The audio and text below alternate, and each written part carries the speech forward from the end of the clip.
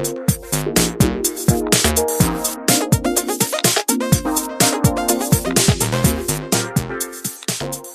and welcome to Super Switch Heads. I am Patrick Knisley, and here with me today is Matthew Stoner. That's me. Hello, I'm Matthew Stoner. David Howe. Hello, it's me. I'm Matthew Stoner. And our special guest today is Austin Young. Hello, it's me. I'm Matthew Stoner. A bunch of stoners on this episode today. This is Austin Young. You guys are silly. So how's everybody doing? How did everybody do in the Tetris 99 Maximus Cup? Didn't play it. I didn't play it. Matt, did you? Did you play? No, I did not. David, the real question is for you. I know. I'm the one who suggested we talk about this. I did not win any wins over the Maximus Cup. Very difficult. I feel like all the like good players came out to play to get those like 10 eShop bucks. Yeah. And because I've won a few now, and I've actually been practicing quite a bit. But like yeah, man, that was far more difficult during the period of the cup. Yeah, it's just a reminder. If you don't know what a Maximus Cup is, it's a tournament for Tetris 99, and it was from March 8th through March the 10th. The Yeah, 10th. It was just over the weekend. It was just over the weekend, and it takes the top 999 players, Right, with the most wins, like over that period In North America. There were people on Reddit that were like surveying to see how many wins they all got and like trying to figure out how many they needed to get potentially in and stuff like that. Who knows? Yeah. I actually played one game just to see how hard it would be, and I did the best I've ever done. I came in 13th. Hell yeah, and I actually probably could have done better. Congratulations. I was on a roll, and I just made some bad mistakes, but oh well. All right. Well, podcast over. That was a good time, everybody. So a couple quick shout outs. Some people have given us 5-star reviews on iTunes, and I just want to say thanks to Focito, Switchhead, obviously an homage to us, I guess. Wow. AVK Digital and Eduardo Estrella. Thanks for reviewing the show on iTunes. Thanks, guys. Thank you. And Much also, appreciated. thanks to Bill Brasky, who emailed us a question, which we will talk about at the end of the podcast. So thanks, everybody, for reaching out. Yeah. Today, we're going to, as usual, go over some news and rumors, and then we're going to talk about Zelda Breath of the Wild. It's been a little over 2 years since the game came out, and we're going to talk about a little bit about, how that game affected us. And also, we're going to talk about a potential sequel, what we would want to see in like a sequel to Breath of the Wild, because I think there's a good chance we'll see a direct sequel to that game. And we'll talk about that. And I doubt they're working on any Zelda games right now. I think they're done with the series. yeah, it did so poorly. The legend is over. So, we'll just talk about some news items then. So first up, there was a report in the Wall Street Journal that an employee of CyberAgent who helps Nintendo with their mobile games was quoted as saying that Nintendo is not interested in making a large amount of revenue from a single smartphone game, and that if they did the games, they'd make a lot more money. So, hey, that's cool. Nintendo being pro-consumer there. Yeah, it's nice to see. You don't see that a lot these days with the era of the loot box. And not just mobile games, but just mobile user interfaces and things like that, where a lot of designers are faced with this ethical question of, trying to get people to spend time and money on things that maybe we shouldn't be. So it's nice when a company actually puts their the people in first, I guess, or maybe not first. They still want money. Well, they learned at least not to charge $10 for smartphone games throughout this whole debacle. As someone who plays Fire Emblem Heroes, I just hope that actually the free-to-play orbs have. There's been a drought the last few months, and fans are noticing, and so really, there's how much time have you put into Heroes? A lot. Yeah. Have you put money into it? Yeah. How much money have you put in over the time? You can estimate. You don't have to tell us exactly. Yeah. So since launch to now, probably like $300 to $400. Oh wow! So you're the whale that all these developers are talking about, right? It's been a slow drip 400, but Nintendo is not doing their job of preventing people from spending money too well. Well, I think from what I understand, Fire Emblem Heroes is like far and away their most successful mobile game. So that makes sense. Yeah. I mean, I can see that kind of gacha style working really well with Fire Emblem. But I think it's good. I think you're right. It shows a lot of faith that Nintendo has in their fans. I think they just want these IPs to be out there on a platform to raise awareness for their own stuff, because that's where they make the most money anyway. But yeah, it's funny that hearing Psy Games talk about how they're like, if we were doing it, we'd be making way more money. A little bit of shade thrown at Kyoto right there. Another big piece of news that came out this week, a new Labo kit was announced. The VR kit that we talked about a few weeks ago. Hey, it's coming soon too. It's coming in about a month and on April 12th. And obviously there's a lot to talk about here, so we will, but one interesting thing I thought is that they are doing this one a little differently. They are making sort of a base kit with some add-ons, or you can buy the full kit. I think that's because one criticism of Labo, well, there's been several, but one of the criticisms has been the price, right? It's sure. $70-$80 for these kits, and there's not a whole lot of depth to them, whatever. So at least this time they can be like, hey, if you don't want to spend all 80, you can spend it over piecemeal. Right.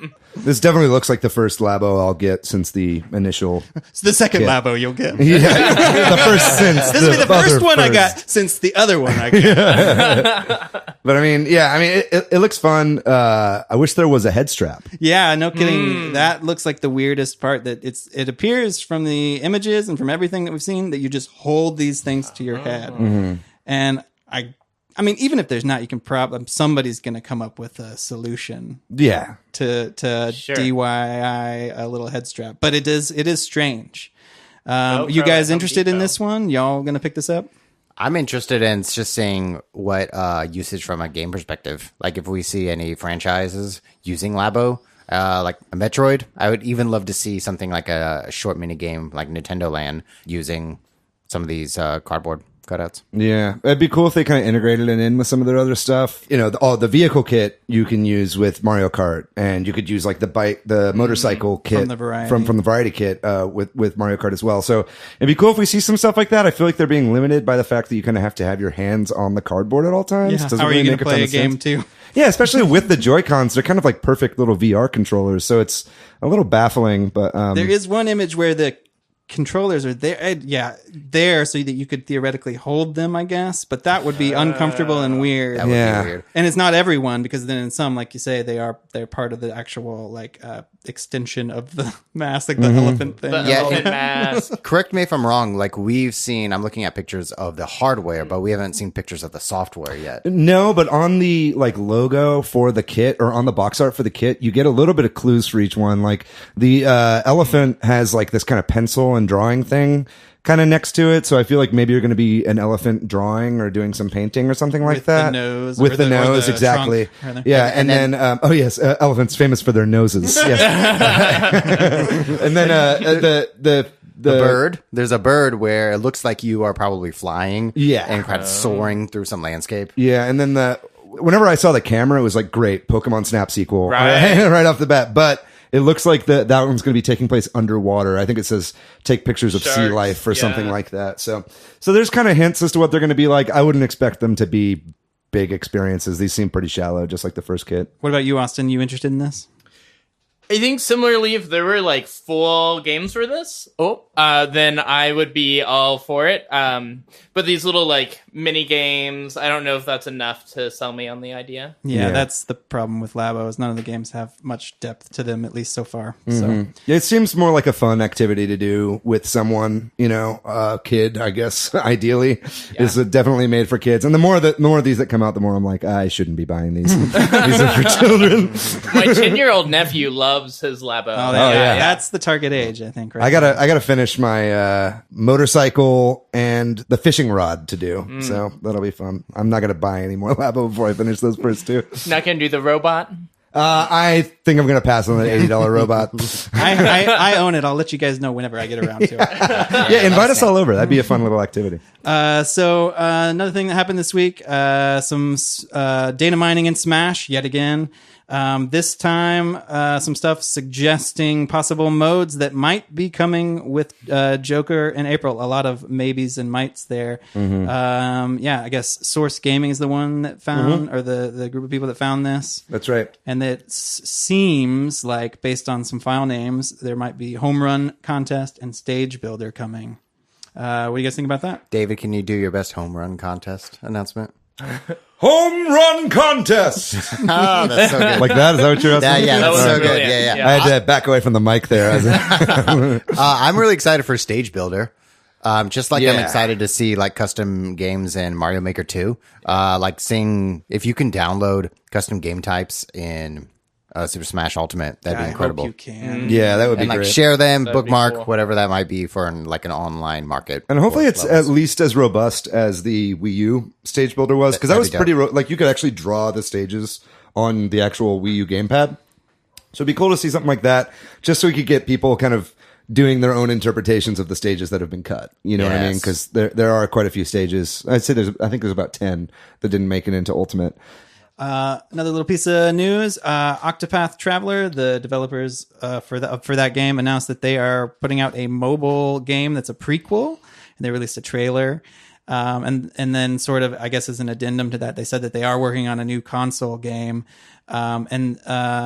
Austin, I know you played a lot of Octopath Traveler, and now I know you're a mobile gamer too. Ready to sink another $400 into a mobile game. Would you play an Octopath prequel on mobile? Oh, definitely. Yeah? Yeah.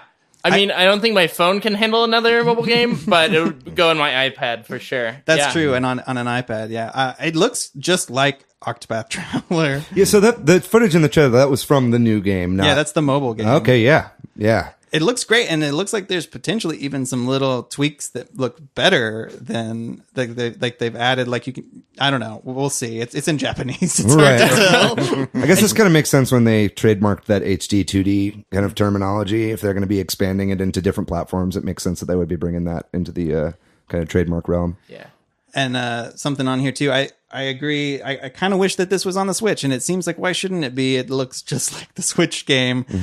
Maybe they'll do that later, or maybe not. Maybe it just seems weird.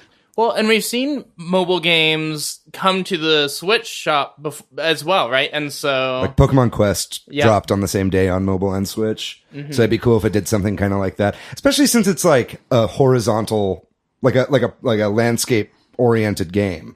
You know what I mean? Like I understand them not wanting to bring Super Mario Run to the Switch because, that would be a nightmare. You know what I mean? But it's like, yeah, I think like this and Pokemon Quest would work really well. So hopefully they do bring that over, because I am not going to download that for my phone. But I think it would be a good way to get people into the game, especially because it's a prequel. So there might be another Octopath game coming too. Would you play that, Austin? Like, I'd play all the Octopaths. okay, yeah, like you're into it. Yeah, I've sunk, I think, 250 hours into the first one. Wow. So I'm, That's yeah. awesome. yeah. I wasn't sure if that meant you were done or like. no, I'm still on the train. Yeah. The appetite is whetted. Cool. So speaking of Pokemon, there was some Sword and Shield news happenings, strange things happening this week.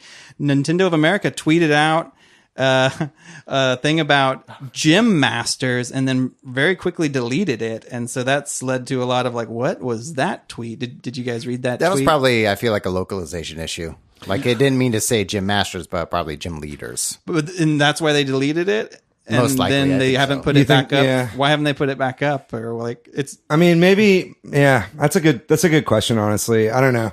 I think I'm kind of with both of you. I think it's a little suspect that they deleted it, but it's also such a small change. I feel like anyone could have accidentally said gym masters. I mean, yeah, granted, they've been called gym leaders since 1996 or whatever. So it's like a little odd.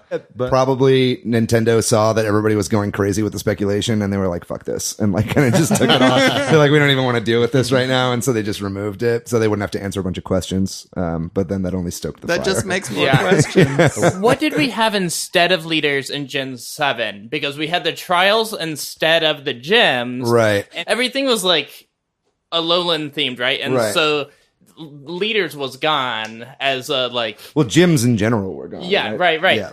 And so is Masters the thing replacing that? Or is there a new term and Masters was like we've had leaders and these other Gen 7 names that is escaping me right now. Yeah, as man, if only Robert were Masters. here. Right. But, well, I mean, I know a lot of the reason that I think speculation is going crazy is because a lot of people had kind of theorized about how the gyms might be set up a little differently. Right. Because they all look like enormous, Soccer. like soccer stadiums, you know what I mean? So maybe that means a change to the battle mechanics, but, Probably not. Also in Pokemon news, there was a trademark filed for Armored Mewtwo. And last week, I think it was, we were talking about the possible leak of armored Pokemon being in the game. Right. Yeah, Armored Evolutions. So maybe that means something related to that, though it probably just means that they're trademarking that for some sort of merchandise, though that could also tie in. I mean, Mewtwo's going to be in supposedly 3 things that are coming out this year. So it's like, we know he's in Detective Pikachu. We know he's in the Mewtwo movie that's coming out. That's kind of a remake of the first Mewtwo movie, right? Oh yeah, from the Pokemon movie. Yeah, the 3D animated one. Yeah. Right? So it's like that. We assume he's going to be in Sword and Shield. So it's like, it could really be anything, but I think this only lends a bunch of credence to the Armored Evolution theory. Yeah, even if it's not for that, it just kind of maybe they'd want it all the time. Ooh, I like a Armored Evolution theory. That's a theory. A Pokemon theory. So the NES Games app just updated today. Is that right, David? Yeah, like right as we were coming in, I saw that they had updated the app. So we've got, right now, if you're in the Americas, you've got Star Tropics and Kid Icarus for you to play. It looks like they also dropped special versions of Kirby's Adventure and Zelda 2 Adventure of Link, or Link's Adventure of Link, right? And again, in classic Nintendo Entertainment System, Nintendo Switch Online fashion, these special versions are worthless. I checked it out right before we started. Kirby, you turn it on, it just starts you at 100%, so you can play all the mini games and you can start kind of a new game plus.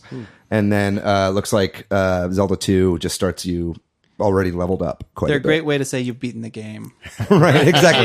Yeah. But so I kind of wish they were doing something different with those special versions. Yeah, you wish that they could do something where it's never been done before. Yeah, like ROM hacks or something. You know what I mean? But it seems like they don't really want to put that much energy into it. Yeah, I just really want these SNES games to come out already. And our last piece of news is NES DuckTales related. Matt, you want to? I would love to talk about this. This is a nice little story. This is our heartwarming story. If you've ever owned an NES, there was a DuckTales game, is a platformer game that was developed by Capcom.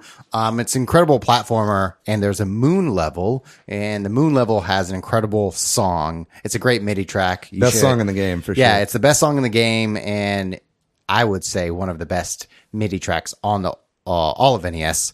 And right now, yeah, it's really good. Catchy. It's just really good. Yeah. It's soaring. It's happy. It's stuck in my head right now because we played it before we started. And so earlier, maybe a couple of days ago, DuckTales has a new remake, a new cartoon, and they covered this song in a lullaby. One of the ducks uses the tune of this moon level from NES. I'm not going to sing it. Don't look at me like I'm going to sing it. It's really good. It was kind of heartwarming. Yeah, she's like crying and singing it, and it's like this 30-year-old song. Like, it's cool. Yeah, it's like super nostalgic. I definitely cried within as soon as that like the music swells. I'm like, oh, that's the moon song. I'll put it up on our Twitter. So have you guys seen that DuckTales show? My niece watches it. I've watched a little. I've heard it's really good. Yeah, it's my brother who tells me that it's really good. So there's a lot of voice talent, like Danny Pudi from Community is on there. Bobby Moynihan's in it. Moynihan. Oh, wow. Yeah.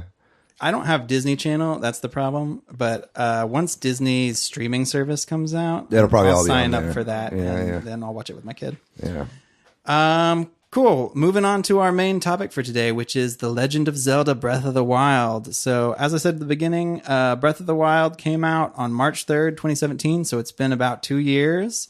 And what a 2 years it's been. That game has sold very well. Yeah. Right. It won lots of Game of the Year awards. Yeah, for a game that came out in March to win, it like locked in Game of the Year like early in the year. You know, everybody just knew nothing was going to beat it. Yeah, I think Matt, you pointed this out. It's been like in the top 20 selling games in Japan since it released. Yeah, for 2 years. Wow. So That's nuts. It like sells consoles, but it's so it's got a good attach rate with console sales. Yeah, it's like an evergreen title too. It's like, I think that the more people that, I think pretty much everybody wants to play that game if you get a Switch. It's like, that's one of the must-have games, you know? So I feel like it's going to be selling throughout the entirety of the Switch's lifespan. So what you're saying is this might be the rumors Fleetwood Mac Rumors, where you recommend it to everyone, and everyone's like, "Oh, this is a fucking good ass game." Yeah, I never thought to compare it to Rumors. I don't know okay. if you guys aren't Fleet heads, obviously. Fleet heads. Hey, I like me I some do Fleet. really like Fleetwood Mac, but no, I'm not a Fleet head. Just a Switch head. Yeah, so one of the things, I mean, there's so much great about the game, and we'll talk about it, but the music in the game is really great. Yeah. And I know they've released an album, but something that also got one of y'all pointed out is that there's a live concert album coming out soon. I listened to it actually. The Japanese release. I was able to download it, and it's great. Yeah, it's great. It's like there's a whole. It's mostly Breath of the Wild stuff, and it's great hearing that with a full orchestra because a lot of the Breath of the Wild music is very, plinky, piano-y. You know what I mean? And it's so very atmospheric and toned down. Like when people talk about how great the music of that game is, sometimes I'm like, I don't even remember the music of that game until then I hear it again. I'm like, oh yeah, it is really good. It's just so perfect. It just kind of integrates. Same. It's been probably about a year since I've really solidly played that game. But something that struck me immediately was when I was listening to the soundtrack was the horse riding theme. The like diddle-diddle-doo, diddle-diddle-doo, diddle-diddle-doo, boom, boom, boom, boom. You know what I mean? Yeah. That kind of like it's like very sparse, but then whenever you're like riding fast, it kind of picks up.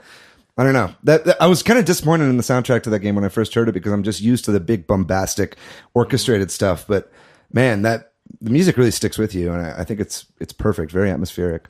Other things about the game that are just really great to me, and y'all jump in and say if you agree or disagree, or if there's other things. But the art style for Zelda Breath of the Wild, it's amazing. It's like somewhere between realistic and cartoony, and it's a little anime, but it's not too much. Yeah. If you're not into anime, it really strikes a perfect balance for me of like taking advantage of not trying to make too realistic graphics, but to get a little bit away from cartoony stuff. Yeah, and it feels like some cell shading and hand-drawn watercolor. So this cross between cell shading and like a Studio Ghibli.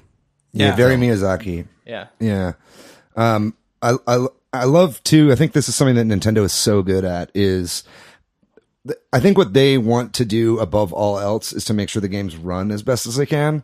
And so I think a lot of the times they make design choices for the like graphical style and the art direction that allow them to have their games run as smooth as possible, right? So like simplifying a lot of the graphics and making them into this kind of cel shaded, almost kind of cartoony look freed up a lot of like RAM for them to have a wide open space. You know what I mean? But it's only because they knocked the graphical style out of the park that it works so well. Yeah, and so you have like decreased quality, but an increase of visuals from a cartoon perspective, and you have a further draw distance. So when you see that mountain, you can see the mountain. You can go to that mountain. It's not consumed by fog, as we were talking about Turok last week. Right. Yeah, Breath of the Wild is no Turok. Right. And cel shading is an art style that ages really well. Yes. As well. And I think like when Wind Waker came out, right, that was when cel shading was like becoming a thing. And there's a lot of critiques of, we want dark and gritty video games. right. But really that cel shading, if you return to those games, they're still visually striking. There's not that kind of... Yeah, Wind Waker is aged way better than like Twilight Princess. Right, you right. know? Another thing that I really like about the game, and I mean, universally acclaimed, it's not like me, is the physics of the game. The game's physics are just fantastic. I mean, there's still 2 years later, people are occasionally finding new ways to beat shrines or to like launch themselves across the map by bombing and, using stasis and all the different techniques. Have you used the magnetism? What's the magnet thing Magnesis? called? Magnesis. So you use magnesis on one of the rail carts. You get in the rail cart, and then you grab another you grab rail another cart. one to lift you, up, yeah. and you're like soaring through the sky. It's like these combinations of physics. I love it. Lets you do like wild things. Yeah. Like when the game came out, there was like, it's pretty much all I could think about or do for like 2 or 3 weeks whenever it came out. It's like I just couldn't put it down. And it's like when I wasn't playing it, I was like on YouTube watching like compilations of people just doing wacky shit in Breath of the Wild. yeah. You know, like accidentally hitting themselves with boulders or pulling off crazy combos or just wacky stuff with the physics, right? It was just so like that was such a magical time when that game came out because everybody was playing it and everybody was like trying out this really weird shit. And it was just, there was no end to the content. It was fantastic. I think that's also part of it is that everybody was playing it. Yeah. Like Right. it's a new console. It's also an incredible game. And so it created this atmosphere of like, yo, have you checked this out? Have you tried this physics? Have you tried this, magnesis combination? And I think that really created an atmosphere of like a lot of community and conversation and enjoyment of the game. Yeah, for sure. Did you play it when it right when it came out? No, I didn't play it right when it came out. I didn't get a Switch at launch, and I didn't have a Wii U. Right. So I played it whenever I got my Switch, which was like the end of 2017. But it hooked me then too. It's still my most played game It's on incredible. the Switch. Yeah. I have logged the most hours into that game of any on the Switch, and I haven't touched it in a long time. So, which I intend to go back to it because there's still a lot I haven't done in the game. I didn't get my Switch until later, but I did buy it for Wii U like on launch day because I had a Wii U, and I just like played it through like pretty much all the way through, and I beat it almost 100%. And then whenever I got my Switch, I ended up selling my copy for Wii U and like buying it again on on the Switch. And I've kept trying. I keep trying to go back to it, but it's like. You don't have all your things done? Or? Well, there's that, but it's like, I wish I could erase my Yeah. memory of playing that Yeah. game for the first Yeah. time. You know what I mean? Because there's nothing like playing Breath of the Wild for the first time. Like, it was Yeah. just a completely expansive, incredible experience that I wish I could do again. God damn, it's a Do good it game. on master mode. Yeah, that's true. I haven't bought the DLC for it. The other thing that's so great about that game, before we move on, is sort of the sense of exploration, that sense of wonder that Yes. that game, more than any other game almost, I would say, you're like, what's over that hill? Yeah. You know, this is true in any open world game. You set out to do one thing and then you get distracted by a side quest or something. But in Zelda, it was more like you set out to do one thing and then you just find yourself wandering. Yeah. Yeah. Well, Without just it. having fun, just climbing a hill. Yeah, because it's so pretty. Yeah, it's great, Yeah. man. It gave me that feeling that I haven't felt since Ocarina of Time, honestly. Like when I was a kid in 1998, when I played Ocarina of Time for the first time, that game felt so enormously massive, and this game really made me feel like a kid again, you Yeah. know, like exploring Hyrule. I loved it. Yeah, I played through Red Dead Redemption 2, and for a little while it gave that feeling of exploration, just a slight bit. But because how Rockstar creates their games and their mission system, it doesn't give that same satisfaction that Breath of the Wild does, because there are objectives in Zelda games, but you don't necessarily have to complete those objectives in a certain order. And in Red Dead Redemption 2 and Grand Theft Auto 5, you do. And so there's like this expectation and mechanism that changes the way you experience the game. And Breath of the Wild tells you, it asks you how to play, it doesn't tell you how to play. Yeah. If that makes sense. You Yeah. can go straight to the end and beat it. If Yeah, you don't even have to beat the divine beasts, right? Right. And I also feel like in other open world games, if I walk away from it from a little bit and then come back, it's like, oh, I'm lost in this forest, and what was I working on? I have no idea. And Breath of the Wild, you get back in, you warp somewhere. Oh, there's this happening in the city. I can pull up my side quest. It's easy to kind of jump back in and For sure. find something to do. And it always feels like you're working towards something, even when you're just wandering around. So I always felt like, oh, I'm being productive. I found a cute little Korok by picking up Yeah, the stone. yeah. There's no shortage of Korok seeds to help that little gamified sense of urgency. You found me. Yeah, exactly. Well, in a minute, we're going to talk about some of the things that the game is criticized for, and sort of talk about whether those should be addressed in a sequel or not. But before we move on, there's been a whole modding and emulation scene around this game too. And Matt, I was wondering if you wanted Yeah. to talk a little bit about that. Yeah, definitely. The modding scene for Nintendo games or any game, whether it be modding or emulation, it's great. If you have ever wanted to play Breath of the Wild in 60 frames per second at HD, because the Switch is maxed on quality, we can't play it at a certain definition that we might want to. Yeah, it runs at like 900p on the Switch. I Yeah, think. exactly. But there are mods. You download like an emulator, and then you have if you have a nice PC, you can play Breath of the Wild in 4K.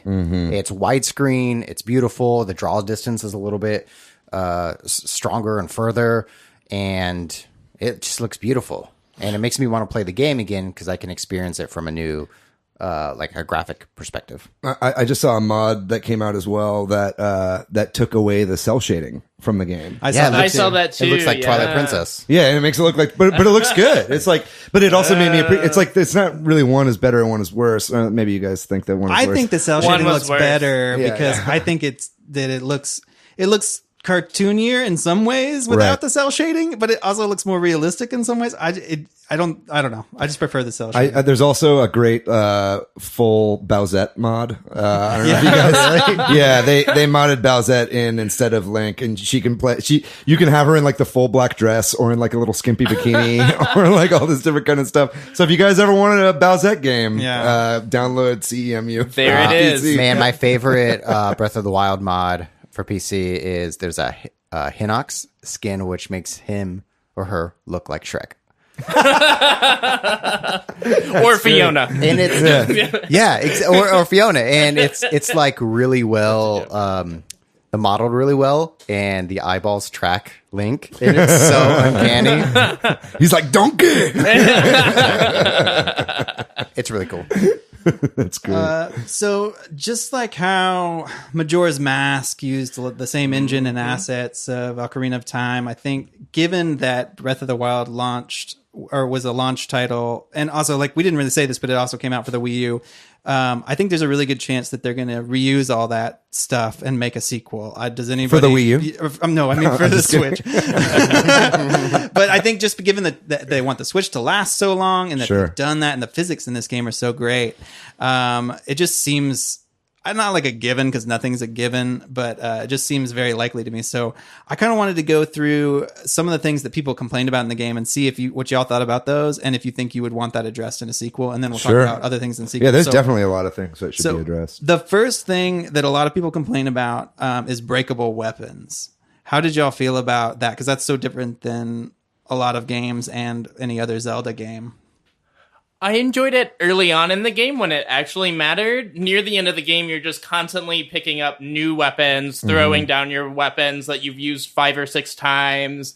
And the durability really halfway through the game, for me, felt like it didn't matter anymore. And there are certain aspects of the game, of the gameplay that like, it made things really difficult and organic in the beginning. And as you hit the middle, late game, was less of a noticeable feature. That makes a lot of sense. That's kind of another issue with the game overall, honestly. What you were just talking about, Austin, is the difficulty curve. Yeah. Is that a lot of games start off very easy and then get really hard towards the end, and there's a big challenge. Breath of the Wild kind of is the inverse of that. Yeah, that game was fucking hard at first. Like I was like, am I just doing this wrong? You know, with the weapons breaking and just like being one-shotted. Yeah, but you get one-shotted by like so many enemies, and you're just like, is this just going to be like this the whole game, you know? And then you just get stronger and stronger, and the game gets easier and easier. And that's the flip side of what, Matt, you were saying about this. It doesn't tell you how to play the game because you can go anywhere and you go straight to the end. You go straight to a Lionel and get one shot. Yeah, exactly. You get one shotted by like bokoblins or whatever. Yeah, that's right. Any other thoughts on breakable weapons, and would you want that to be different in a sequel? Yeah, I really like the breakable weapons. It made me... because I'm a hoarder of items. Yes. If I have if I'm playing an RPG and I have a mega elixir, I'm going to use it once in 50 fucking hours. Right. It forces you to use the items that you would just hoard. Exactly. Right. Yeah. I'm going to use all those special items. So maybe the first 75% of the playthrough, I'm conserving my items and using my items. But then I learn that I can find those items, the same items, at the same location when there's a blood moon. Right. Oh, yeah, that's right. They refresh. The reset. They refresh and they reset. So then I'm a min-max player. I'm just going to like kill a bunch of bokoblins, get a blood moon, go back and get that electric two-handed sword. Right. You got your blood moon, Matt. Yeah. Yeah, exactly. Yeah. So would you want them to do it differently at all? I don't know. Yeah. They didn't really bother me, the breakable weapons. It didn't bother honestly. me either. And it's for that was going to be my point as well, Matt, is I think if this was a standard style Zelda that we've known from 3D Zeldas up to this point, yeah, that would be really annoying. But I think that it works with this new open air style, which is I think what they call it. So I think It doesn't bother me. If anything, I think that now that especially that they have a bunch of feedback on that, they'll be tweaking it some on the next one. Yeah, I know. I would like to. I would rather keep this mechanic than go in the line of like a loot box. Well, like when you kill an enemy where it's a randomly generated item or the part of the world randomly generates an item, I would rather have this mechanic than some loot box style mechanic like Destiny. Yeah, I think maybe they could just decrease the amount of weapons that drop and extend their durability a little bit. You know what I mean? Because like real life swords don't break as fast as they do in Breath of the Wild. Another thing, a lot of complaints were about the fact that there's no true dungeons in this game. There's the divine beasts and the shrines, but they're not quite like any previous Zelda game dungeon. Did that bother you? And would you want to see a return to dungeons in a direct sequel? For sure. It bothered you and you'd want to see it? I mean, dungeons are like what Zelda's all about. Yeah. You know what I mean? Like the original Zelda, had the open world thing. You could do them in any order, but it was like all about puzzle solving and stuff like that. And we had the divine puzzle beasts. solving is all over the place. There were 4 divine beasts, right? Well, yeah, there were like 4 divine beasts, and then they basically took all the dungeons and just split them up into little bits for the shrines, right? Right, 120. So, yeah, which is great, and I like that. But there's not many. It's not the same. Again, I think it's a balance thing. Like, I feel like they could add 4 more dungeons and take away some of the shrines. You know what I mean? It's like, I think that it's, hopefully this next one will kind of be taking the concepts that was so revolutionary about this game and then folding some of the Zelda kind of normalcy back into it. Yeah. For me, like, if I am playing now and I find a new shrine, I'm like, I'll come back to you eventually because I want to keep exploring and experiencing the world around me. And I felt like those shrines kind of took me out of that experience to then do a puzzle, and I would come back to that experience. But if I didn't need the heart or the stamina wheel to increase anytime soon, I'd just pass it by and come back later. Oh, really? See, the shrines were like a great treat for me. Every time I saw one, I would do them immediately. Like, I mean, I love just exploring the world, and even just in the physics and mechanics, like those can be puzzles in their own way.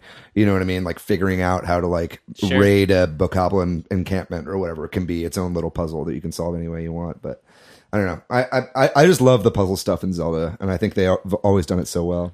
Yeah. Matt, how you feel about dungeons? I would like to see more dungeons. Yeah, I think that's probably going to be most people. Mm-hmm. So another complaint is that there's no sense of progression. Like in a traditional Zelda game, you get the hook shot, and then you can use the hook shot in the next dungeon to get across that dungeon, and that because of the fact that you can go anywhere and do everything from the beginning, there wasn't that sense of there's stronger weapons, but there's not a sense of stronger abilities. Did that bother you, or do you have any? Would you want to see a return to that in a direct sequel? Yeah, I would. I mean, but I'm also a person though that appreciates linearity and story, right? And I love that it's open world and that you can do it in any way you want. But it's kind of the same situation that A Link Between Worlds dealt with. Did you guys play that game for the 3DS? I'm familiar with that. The mechanics. Are you referring to you could buy the weapons? Yeah, it's like the renting thing, because you could beat the dungeons in any order in that game as well. But the way they kind of like went around that is by having like a rental shop at the beginning where you could like get items in whatever order. Right, you could get your hook shot or whatever like that. But it was like, but then it was also there were also some dungeons that worked best with certain items. Did you have to figure out which dungeon paired with which item, or did it tell you like? Oh, that's a good question. It's been a while since I played it. Okay, I couldn't really answer that question at the moment, unfortunately. But I'd like to see just a modicum. I mean, if it means like gating some, like maybe say there's like 6 to 8 dungeons in this next game, right? Right. Like maybe you can beat the first 2 in any order, and then the next 2 in any order, or something like that. Because I like having the freedom, but I think something is missing. Yeah. For when you don't have that kind of progression throughout the game, when you just get overpowered early on, you know. My suggestion for the next game for dungeons would be to make them optional, and to make them that you can do them with or without these abilities, but that it's a lot easier with certain abilities. Kind of what you're talking about. Like I could beat, just like you could go straight to Ganon and beat him right off the the Great Plateau, you could go to the dungeon, which is going to be a lot easier if you have the hook shot, and you could slog your way through it. But that's just an idea. I think that would be cool if they kept that ability to do anything in any order, but also kind of made it so that there is a maybe preferred way to do it, almost like a Mega Man. Like if you beat this Mega boss, Man is a you great get way to this, put it. Tool, which would make this boss easier, et cetera, et cetera. Yeah, or even just like the final boss, like there's, you know, he puts up a tail or something that you can hook shot, but if you don't have the hook shot, you just have to dodge like Dark Souls or something. You know what I mean? So it's like something kind of like that. I think you're onto something there, Patrick. I think it's a good idea. I like the idea of maybe you can go into any dungeon, you beat it, you get a special item, and that opens up some of the world to you. And so each dungeon you beat, you can do more exploring in a way you couldn't do before. Yeah. I like that too. Yeah, I think it's cool. I think this has got to be stuff that they're all talking about and working on. I'm sure. You know what I mean? Because it's like after, and I think you actually have this as another bullet point here. Let's but it's move like, on to it. Yeah, sure. You have it here, like the lack of story. It's like story. I'm such a story focused person. I mean, I'm also like a filmmaker, so I appreciate like different storytelling styles. Part of why I love video games so much is that it's a very unique way to tell a story, right? And so I think that, especially coming off of Skyward Sword, which I think had the best story in the whole series, honestly, like this was kind of a big disappointment. And I think the progression and the story are kind of tied together, and like having everything in flashbacks, I think kind of hurt my investment in the characters a little bit. Like I was having so much fun with the mechanics and the world, but it's like I didn't care so much about what was going on. And having those flashbacks be randomly ordered. Yeah, exactly. Not curated in the way. Yeah, and if you play the game, you might not see all of the flashbacks. Yeah. You could never see any of them. Yeah, exactly. Totally. Right. Yeah. And there's no feeling of stakes, right? Like everything's already happened and you're living in this world that has already, and there's no like weight of much matter. Well, that's a great thing. I have that on here too. And Yeah, that ties into the story thing, right? Like that the whole idea is that you need to save Zelda. Yeah. But I want you to find me a fire rod. And It's like, all right, ice Zelda, rod. I know you've been battling Ganon for 100 years, but give me just a second while I go bowling with these go-arounds. Well, I working really shield- hard to tiptoe around these flowers. So yeah, I think those things tie together, and those are common complaints. Did you have something you wanted to say? I was just going to say timeline. I don't know how familiar you're all with Timeline, but I own the Zelda Encyclopedia. And it's in my living room. It's right next to my two high school yearbooks. The Hyrule It's been Historia. updated since as well, hasn't it? I don't know if does it include Breath of the Wild? Well, so Breath of the Wild has references to all three time streams, and they have said specifically that they don't want fans to put it in any of those streams, and they will never assign it one of those streams, because just as it's a choose your own adventure, they Makes want sense. the story you to kind of put it where you would. At the same time, on one hand, I love it. Yeah. And on other times, I just want some story connection Yeah. with the stuff. But I also understand that the Zelda timeline is fucking wacky. Yeah, it with the doesn't three complicate- different Well, timelines. they only put it out because fans were asking for It's it. not Like really- Nintendo has never really cared about that. Like Miyamoto straight up has said, like, I don't even like story Yeah. in games. Yeah. You know what I mean? Example, Like, every Mario game. yeah, exactly. And so it's like, but there are little things. I think they snuck stuff into it, like Lon Lon Ranch is in it. You know what I mean? Like you can see the ruins of Lon Lon Ranch. Yeah. You know, just like how it is in the N64 game. You know, it kind of like lines up 1-to-1. And in the memory, when Zelda's talking to you, the memory that you get right in front of the castle, she mentions something about the hero who woke the winds. And so Wind Waker, right? Yeah. And so she references, there's just all these little different I references. love it. Yeah. Before we move on to sort of freeform any ideas you have for a sequel, another criticism is that there's not enough enemy types. Did you guys feel that at all? I don't know that I feel that way, but I know that there aren't as many as there are in some Zelda games. Did that bother anybody? It didn't really bother me while I was playing it. It was only when I was done that I was like, oh yeah, I did just kind of see the same guys over and over and over again. You know what I mean? But I think that's an easy fix, especially if they're going to be doing a Majora's Mask style sequel. They can just bring everything over and then add more shit. You know what I mean? That's what's so great about making a sequel using all these assets is Yeah. they can make more and just Right. reuse all the old ones. Yeah, they don't have to like spend a bunch of time like getting the engine right and getting, you know, all the mechanics to work and the physics to work because that's already built in. You know, they can spend all that time on character design and story. Did the enemy diversity bother you, Austin? No, yeah, when I go to a Zelda game, I'm not necessarily there for the combat, and I found the combat. I enjoyed the combat of Breath of the Wild, even if the enemies all looked kind of the same. I felt like I was still working. That is still fun. What about you, Matt? Yeah, no, I thought it was totally fine. Yeah. Yeah, it took a little while to learn how the enemies scale with you and how they scale every time you defeat a horde every blood moon. And I really liked that mechanic. So you couldn't go back and keep on defeating the same bokoblins every single time to get their loot. And I like that mechanic, and that made it feel fresh and new, whether they were just like reskinned enemies. Right. Yeah. It's also awful and great when you like destroy a camp that was really difficult, and then that blood moon rises right at that moment. Yeah. And you're surrounding you again. And then you just get sniped in the head. Take 2, yeah. Yeah, I was wondering before we move on to the next section, talk about sequel stuff. I have one criticism is how they lock some of the costumes behind Amiibo. Like for me, costumes are like my favorite thing to collect because that allows me to like project myself or to use like the Wind Waker costume or the Twilight Princess costume in Breath of the Wild. But you needed certain Amiibo to unlock those costumes. And at the same time, when this game came out, the prices for Amiibos went up. Right. So I remember I wanted to unlock Skyward Sword, those costumes in the game, but like the Amiibos were like $20-$30 a piece. And there's the wolf Link amiibo gives you a wolf companion. Yeah. That is so cool. I want a wolf companion, but I don't have a wolf Link amiibo. Yeah. So I would just go over to my friend Jeremy's place because he has like every amiibo, and I would just bring my Switch over and just whenever I would go over there, I would just tap all the amiibo on my thing. I And don't got have most a of the Jeremy. costumes. Hey, dude, just hit him up. I'm actually I don't know. Do y'all know about the Amiibo cards you can buy? I've Yeah. heard of Yeah, it. it's like, you can like spoof amiibo NFC cards. Yep. Yeah, that's what most people did. They went to Etsy or eBay and they found like NFC chips that were just Yes. programmed to be certain amiibo codes, and All right. that's what I did. What else do we want in a direct Breath of the Wild sequel? I'm going to go ahead and lead with my Go for biggest, it. weirdest, maybe not weirdest. This isn't that weird, but like my complete game changer. I want playable Zelda. Yes. I want, if not, I think Zelda deserves her own game.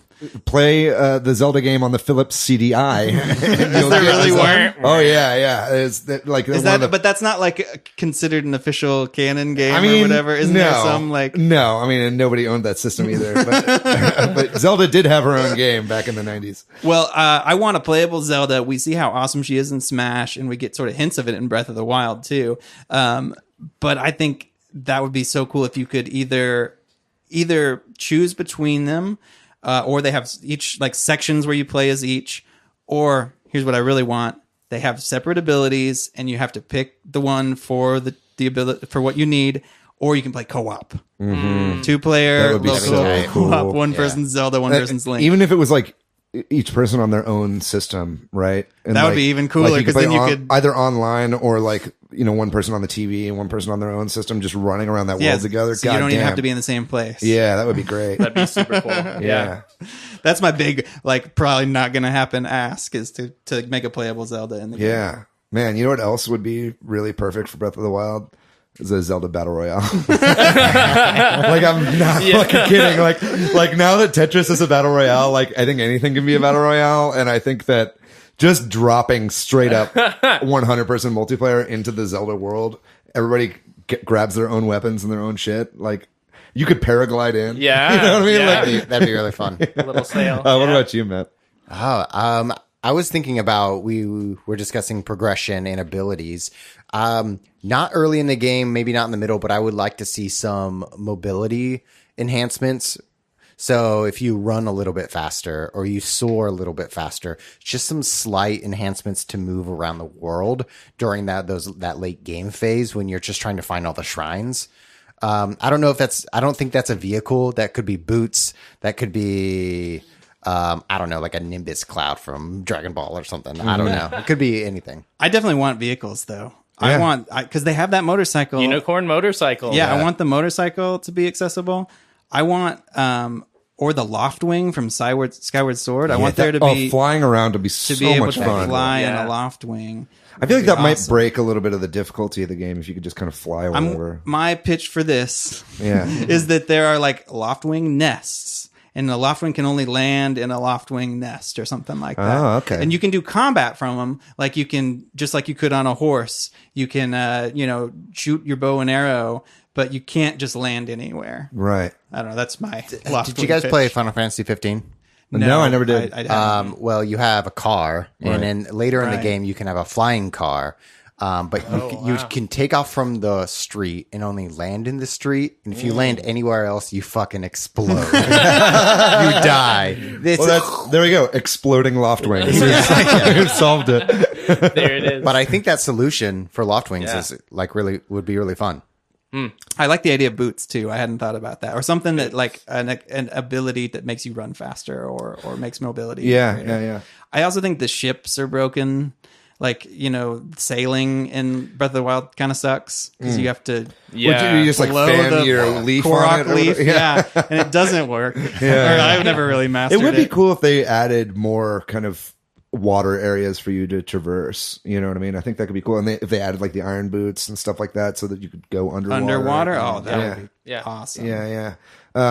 Me personally, just kind of going back to story, I think like if we're talking about this in terms of a Majora's Mask style sequel, which hopefully that's kind of what they're doing. I think the best thing about Majora's Mask is just how weird that game was. You know what I mean? Like Majora's Mask is one of my favorite Zeldas just because it's the most bizarre one in the entire series. And it's like, and a lot of that was because they had to make that game in under a year. Like all of Majora's Mask was made in under a year. And it was like, they just knew they had the basis for the game. So it really gave them a chance to like experiment and try different things. And it was dark, and it really had an impact on me as a kid, like playing that game. It was very like melancholy. I think a lot of the Zelda games are melancholy, but I'd love to see them really take some chances with the story and try something a little bit different. If it's set in the same basic world, I think we're a little bit limited as to like what we can do with the story at this point because I guess evil is defeated at the end of that. But it's like, but if they can figure Ganon out, can come back. He usually does. yeah, usually, time immemorial, he comes back.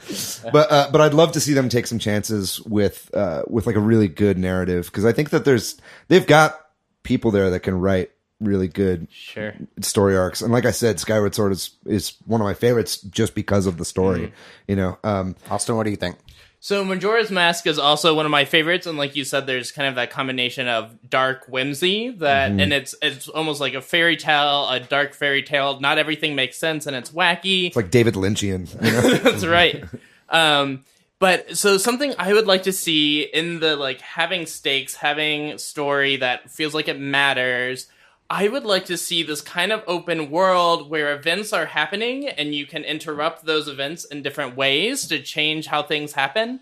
In Ocarina of Time, all the Sheikah people have been banished in the past. Twilight Princess, you learn the Twilight. We can talk about this later. Are the Sheikah people who were banished coming back? Right. Then in this game, the Sheikah people were around for the events, right? Right. So I think it'd be super cool to have the narrative be you're living in the week or 2 weeks up to the Sheikah people being banished, and you can either collect magical artifacts that stop whatever spell they're going to do to open the portal to banish them.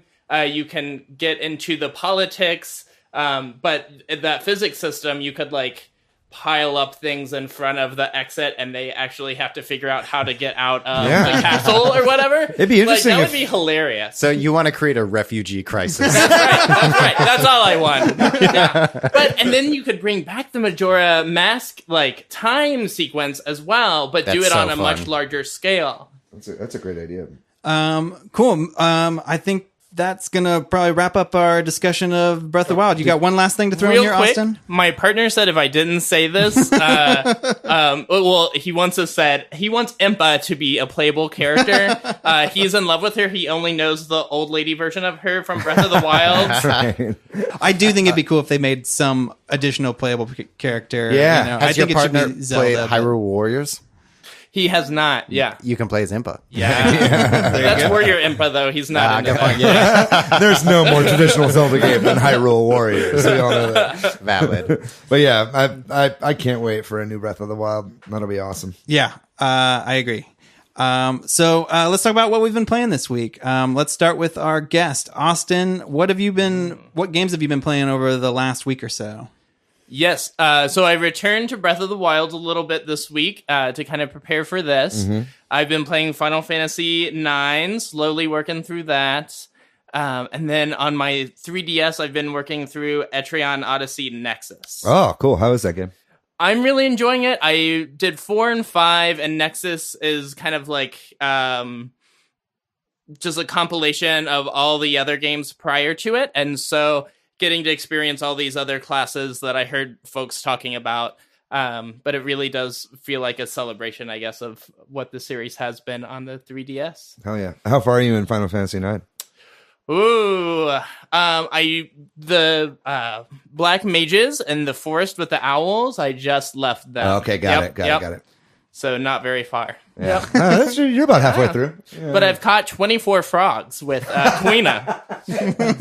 I kind of abandoned that side quest.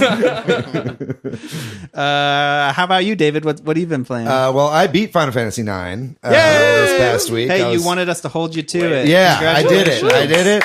it. There are I looked it up. There are entire side quests that I just never even saw.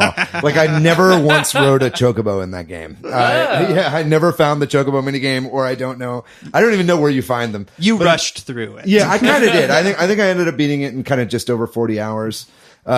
Wow. But man, I loved it. I mean, I just was so sucked into the story and the characters that it was hard for me to do anything other than the main plot. It was like anytime anything was going on, it was like, well, I just kind of want to see what happens next. Right. And I think the game does a really good job of that.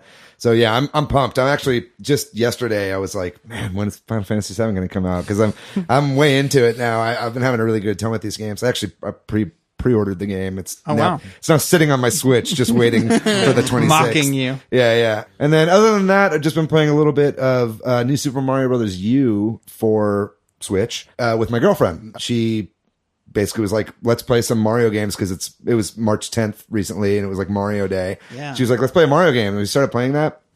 She'd never played it before. She's not even that much of a gamer, really.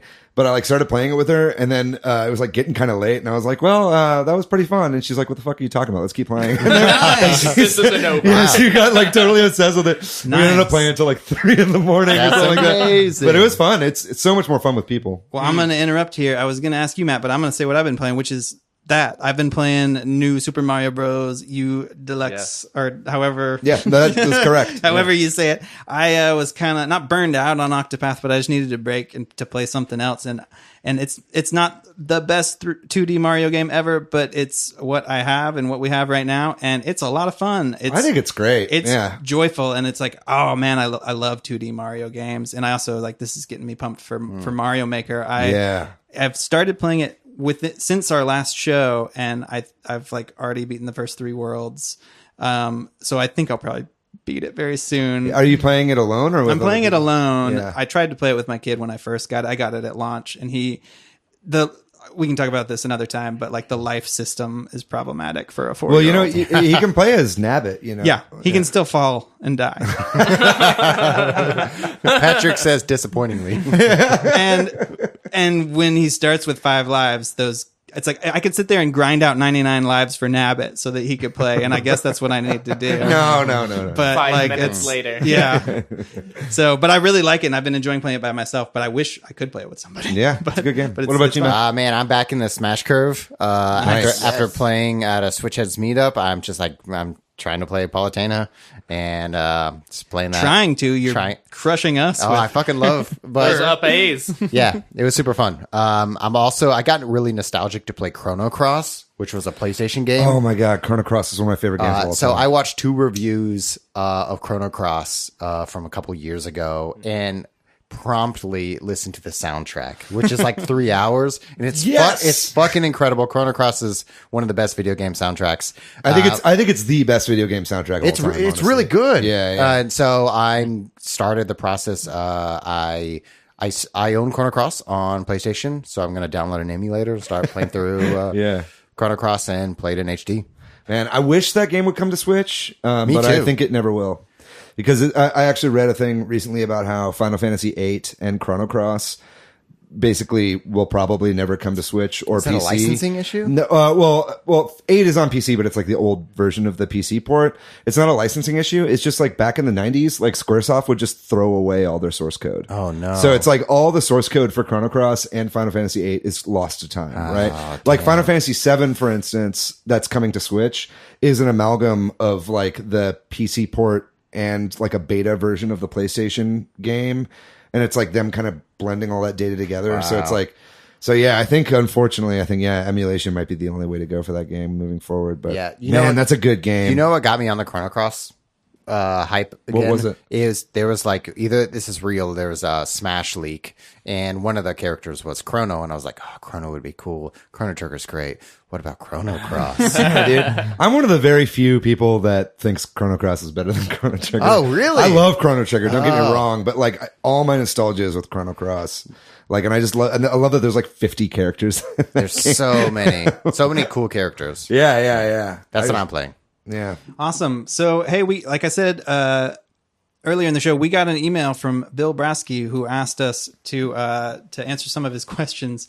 So we're going to do this real quick. He said, you are forced to take on the appearance and abilities of any major Nintendo character, meaning one from an original IP or an iconic character such as Waluigi. Who do you pick and why? So, Austin, I didn't tell you about this. You can think about this if you want to, but David, did you have any time to think about this? Who would you want to be? Maybe you go first. I'm going to go first. So this is sort of a cheat answer, but it's, hey, you asked me the question. I'm going to pick Captain Falcon. Oh, God damn it. I was thinking about because that. he's the most normal proportioned person. He's very masculine. Which I don't care about that, but it's the normal proportions. The normal proportions. It's hard to find those in Nintendo IPs. Yeah. And he's got the super sweet driving skills. So he's from F-Zero and he can drive like a bat out of hell. So I'm going to go with Captain Falcon, and that's why. Wait, so we get their powers and their body? Yeah. I did not know that body part, but I'm going to say my answer anyways. Kirby. That's because I can eat anything. I can take the powers of anything. My body determines whether it's energy or strength. And you've already kind of got Kirby's body type anyway. I'm just kidding. And you're the one who flies away in World of Light. It's true. I survive. All right, fuck. Let me think about this. I think that I got to go with Bowsette. No, I'm just kidding. Canon. Come on. Canon Nintendo characters. Okay. I don't know. I think it'd be fun to go with somebody who can fly, because I think flight would be really great. Let's go ahead and go with Austin. What do you want to Nobody's holding you to this, Dave. You're not really going to turn into somebody. I want It's a to very be, important decision. Yeah. Skull Kid with Majora's Mask. Hell yeah.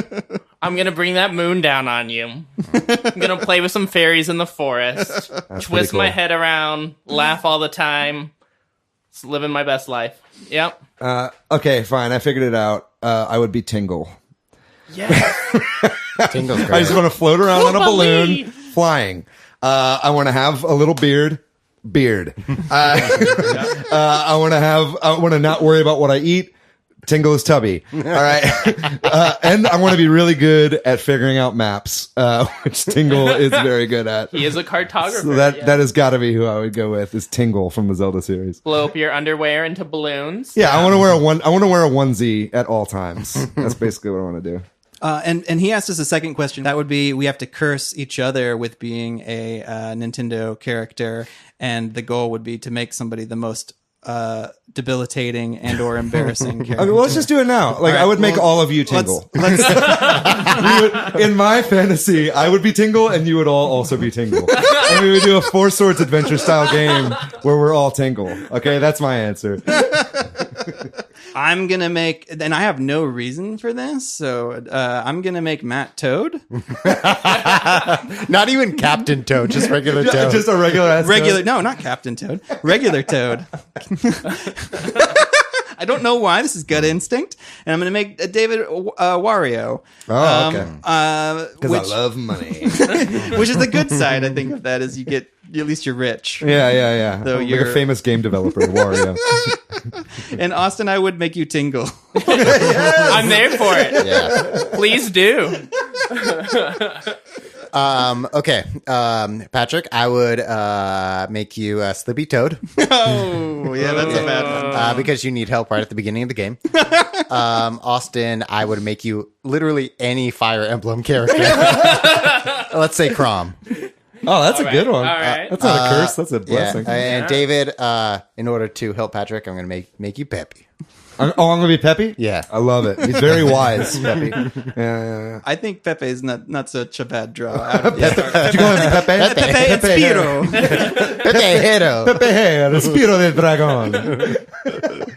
Oh, yeah. Well, good episode, guys. I Oh, would make David. you all the pigs from Cubivore and watch you eat each other's meat flaps. Oh, yeah. Man, that's disturbing. But I'm into it. David, can you curse us real quick?